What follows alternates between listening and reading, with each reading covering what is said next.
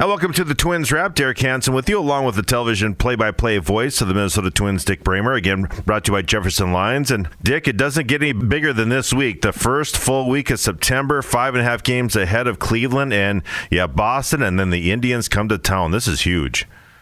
Yeah, and then the week after that, it's the Washington Nationals, hottest team in baseball in the second half, and then going to Cleveland. So this Twins team that has led the division almost wire to wire is going to have maybe its most severe test schedule-wise here in the next 2 weeks.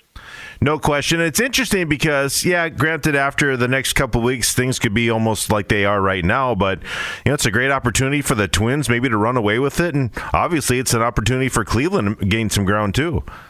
Yeah, there are 6 of the 12 games the next 2 weeks are against the Indians.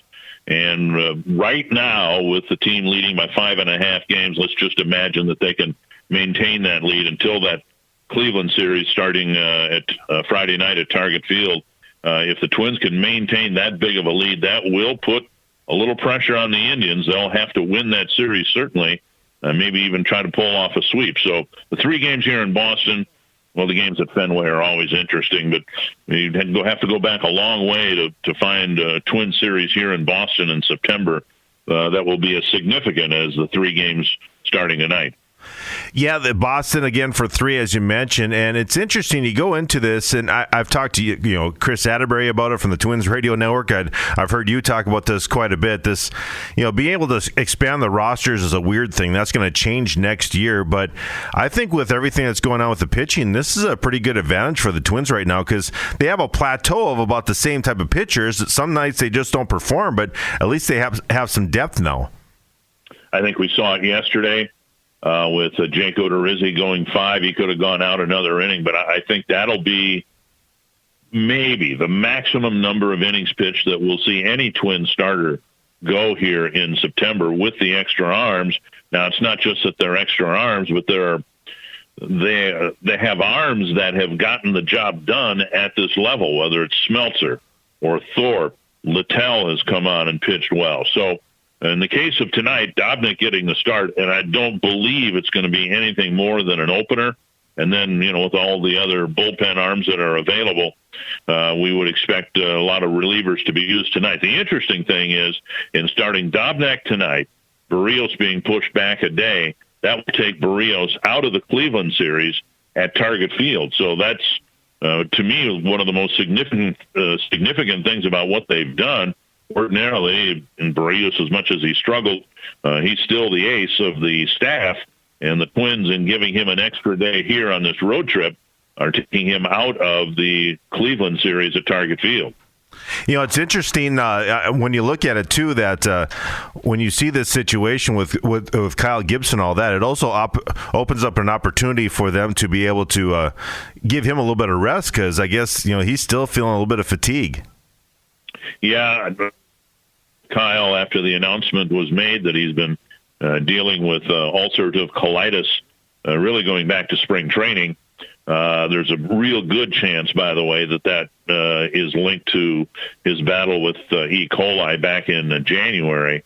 But, Kyle said that he still is about 12 pounds under his preferred weight, and described taking the mound, Friday in Detroit, I guess it was, and not having any leg strength at all. Well, that might help explain why his year has been as disappointing as it's been.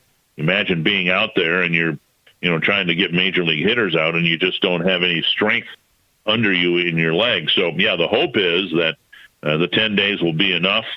Kyle can put on a little weight with the medication he's been taking and start getting stronger and stronger, because I think the Twins imagine a long playoff run, and they'll need Gibson to be a big part of it.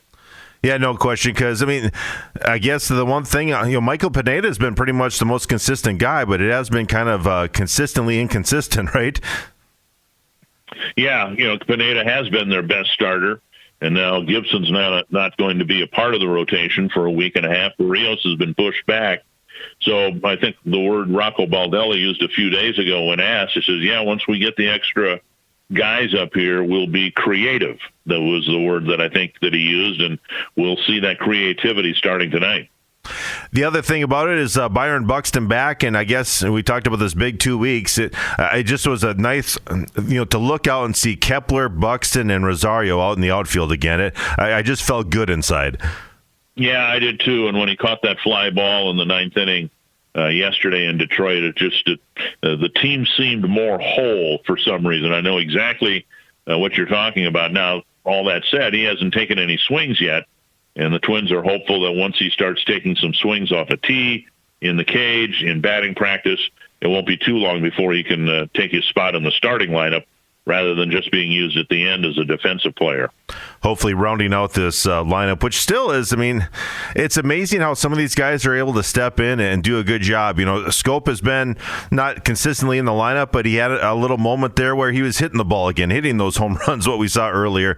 He certainly could be a pinch hitting threat, even though Arise has done so much at second base. So I like their depth right now. Yeah, and it's... Marwin Gonzalez hasn't played now in, a week and a half, and there's no word as to when his return, will be marked in the lineup. I was thinking about this the other day, Derek. If you had 5 devout Twins fans, season ticket holders, regular listeners or viewers, people who really are immersed in Twins baseball this year, if you had 5 of them and you asked who is the team's most valuable player, you might get 5 different answers. That's how good this team has been this year.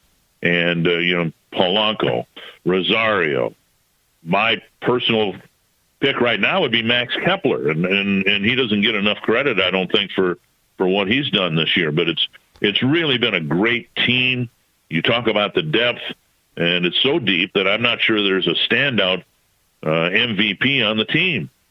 Yeah, no question. It's funny you say that. Joel Heitkamp on his show this morning said Kepler and Polanco, and I hate to leave out Nelson Cruz. It's just amazing. Exactly, right. you got so many guys that you can pick from. It is really a 1A, B, C, D, and it's really hard to say 1 from 2, that is for sure.